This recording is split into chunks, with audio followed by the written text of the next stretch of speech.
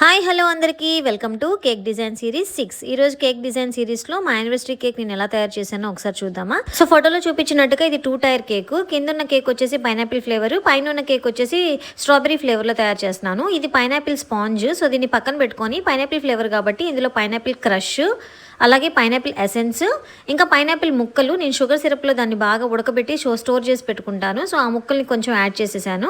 So ఈ క్రీమ్తో ఇప్పుడు ఈ కేక్ని లేయరింగ్ చేద్దాం. మనము ఫస్ట్ ఒక స్పాంజ్ తీసుకోవాలి. స్పాంజ్కి మనం షుగర్ సిరప్తో దాన్ని బాగా వెట్ చేసుకొని పైన క్రీమ్ యాడ్ చేసుకోవాలి. ఇది వచ్చేసి పైనాపిల్ కాంపౌండ్, అంటే పైనాపిల్ ఫ్లేవర్లో ఉండే కాంపౌండ్ అనమాట.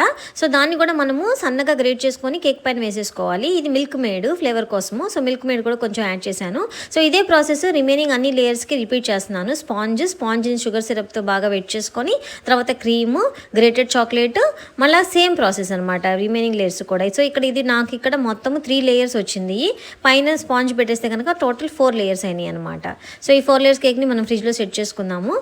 సో ఈలోగా మనము సెకండ్ కేక్ని తయారు చేద్దాము. So second cake strawberry flavour కనుక నేను స్ట్రాబెరీ స్పాంజెస్ రెడీ చేసి పెట్టుకున్నాను, కేక్ స్పాంజెస్.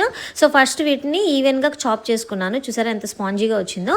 సో ఇప్పుడు క్రీమ్ కోసము నేను నార్మల్ విప్పింగ్ క్రీమ్ తీసుకొని అందులో స్ట్రాబెరీ క్రష్ యాడ్ చేసుకుంటున్నాను. అలాగే ఇందులో స్ట్రాబెరీ ఎసెన్స్ కూడా యాడ్ చేసేసాను అనమాట. సో ఈ రెండింటిని బాగా మిక్స్ చేసుకున్న తర్వాత ఇప్పుడు లేయరింగ్ చేసుకుందాం. ఫస్ట్ స్పాంజ్ని సో షుగర్ సిరప్ కాకుండా ఇక్కడ నేను మిల్క్ మేడ్ వాటర్లో కొంచెం స్ట్రాబెరీ క్రష్ చేసుకున్నాను. ఆ వాటర్తో బాగా తడిపేసుకొని క్రీమ్ యాడ్ చేస్తున్నాను.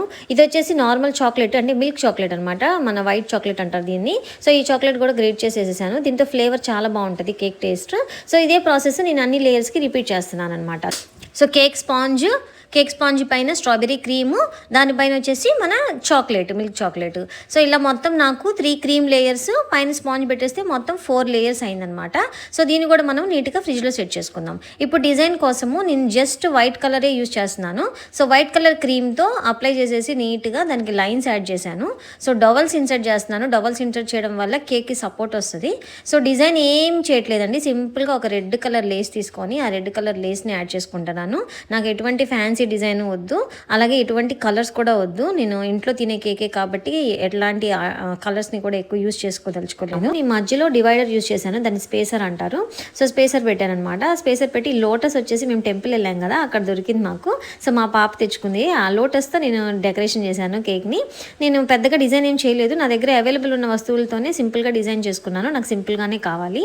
So this is the final look of our cake. చూసారా ఎంత ఎలిగెంట్గా ఉందో. సింపుల్గా ఉంది కానీ మా సెలబ్రేషన్కి సూట్ అయింది. మేము వైట్ కలర్ టీషర్ట్స్ వేర్ చేసాము. సో దానికి పర్ఫెక్ట్గా మ్యాచింగ్ అయిందనమాట. సో టాల్ కేక్స్ని కట్ చేసేటప్పుడు ఇలా కట్ చేసుకుంటే కనుక మనకి షేర్ చేసుకోవడానికి బాగుంటుంది. Thank you so much for watching.